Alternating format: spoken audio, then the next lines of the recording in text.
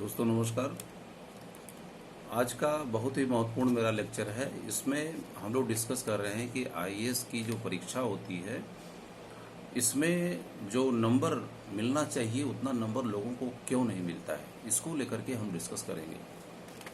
IAS की exam जो होती है इसमें वह कमीशन यह क्लेम करता है कि हम आपको 100% नंबर दे सकते हैं बशर्ते कि आप उस तरीके से लिखें, यानी वह कोई भी विषय हो उसमें आप 100% नंबर प्राप्त कर सकते हैं। लेकिन विगत वर्षों को अगर आप देखें तो उसमें बहुत साफ साफ दिखाई पड़ता है कि जो आईएएस टॉप करता है वो 51-52% पर टॉप कर रहा है। इससे कुछ एक्सेप्शन भी हो सकते हैं। मैं अपने वीडियो में मैं आप लोगों के बीच में डिस्कस कर रहा हूं कि मार्क्स कम मिलने का क्या रीज़न है, क्या कारण क्या इसका है। इसको लेकर के लगातार वीडियो में बना चुका हूं और उसमें दो चीज़ें मैंने महत्वपूर्ण बताई हैं कि एक तो है भाषा की समस्या, लैंग्वेज की समस्या आती है, और दूसरी जो महत्वपूर्ण चीज़ मैंने बताई कि राइटिंग स्किल की भी समस्या बहुत बड़ी है। क्योंकि सिविल सर्विस की राइटिंग स्किल कैसे होती है इसके बारे में जो बहुत ही कम विशेषज्ञ बैठे हुए हैं कि जो सिविल सर्विस की जो डिमांड है राइटिंग स्किल की उसको जाने।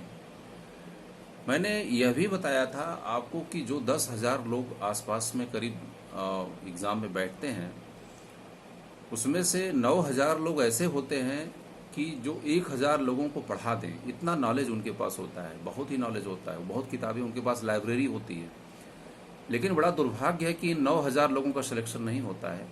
जो 1,000 में से लोग हैं जिनके पास की सिर्फ स्नातक स्तर तक का नॉलेज होता है, ज्ञान होता है, उन्हीं लोगों का सिलेक्शन आईएएस में होता है। तो यह एक अपने आप में एक बहुत बड़ी दिक्कत है कि राइटिंग स्किल के बारे में जानना समझना ये अपने आप में बहुत ही चुनौतीपूर्ण चीज़ है। हमारी 95% जो ऊर्जा जाती है, 95% जो हमारी ऊर्जा वेस्ट होती है वो सिर्फ पढ़ने में जाती है, जबकि इसका ठीक उल्टा होना चाहिए। हम 40% पढ़ें और 60% लिखें, 40-60 का रेशियो होना चाहिए। इस पर हम लोग ध्यान नहीं देते हैं। 2-3 पॉइंट जो मैंने आपको बताई, इसके अलावा यह एक बहुत बड़ी आईएएस की समस्या और भी होती है, इस विशेषकर हिस्ट्री ऑप्शनल की, कि अधिकतर विद्यार्थी प्रश्न को समझ ही नहीं पाते हैं कि प्रश्न में पूछा क्या जा रहा है, इसमें एंगलिंग क्या हो क्वेश्चन की, उस क्वेश्चन के पूछने का नजरिया क्या है। अलग अलग तरीके से अलग अलग क्वेश्चन आईएएस में पूछे जाते हैं। जैसे कंपलसरी जो क्वेश्चन होता है हिस्ट्री ऑप्शनल का, उसमें 1 और 5 कंपलसरी होता है, आपको पता है। एक क्वेश्चन हमेशा टेक्लिस्ट होते हैं, कोटेशनल क्वेश्चन होते हैं, किसी का कोटेशन होता है। अब उसका जो क्वेश्चन का एंगल होता है उसमें लिखता है कि इसका आलोचनात्मक परीक्षण करिए, क्रिटिकली एग्जामिन करिए। अब क्रिटिकली एग्जामिन में आपको क्या करना है, अगर यह इसके बारे में पता नहीं है तो निश्चित रूप से आप तथ्यों को जानते हुए भी आप उसमें कुछ लिख नहीं पाएंगे। इसीलिए अगर पूछता है कि क्रिटिकली एग्जामिन करिए तो इसका मतलब होता है किन किन तथ्यों को हम उभारने का या रखने का प्रयास वहां पर करेंगे। हमने जो लिस्ट बनाई है इसको मैं एक बहुत बड़ा वीडियो बनाऊंगा जिसमें क्वेश्चन के जो टेक्लिस्ट वर्ड आते हैं, तकनीकी शब्द आते हैं, अगर ऐसे शब्द आए तो किस प्रकार से किन तथ्यों को, किन मूल्यों को, किस चीज को उभार हम ज्यादा दें या किस पर ज्यादा महत्व दें और किन चीजों को नहीं दें, दोनों बातें साथ में है।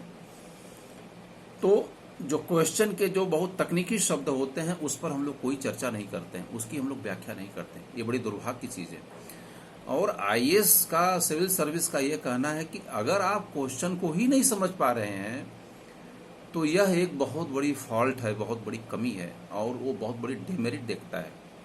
और आपको पता है जो क्वेश्चन सिविल सर्विस पूछता है उससे एक नुक्ता का, एक बिंदु का, एक शब्द भी हेर फेर इधर उधर नहीं होना चाहिए।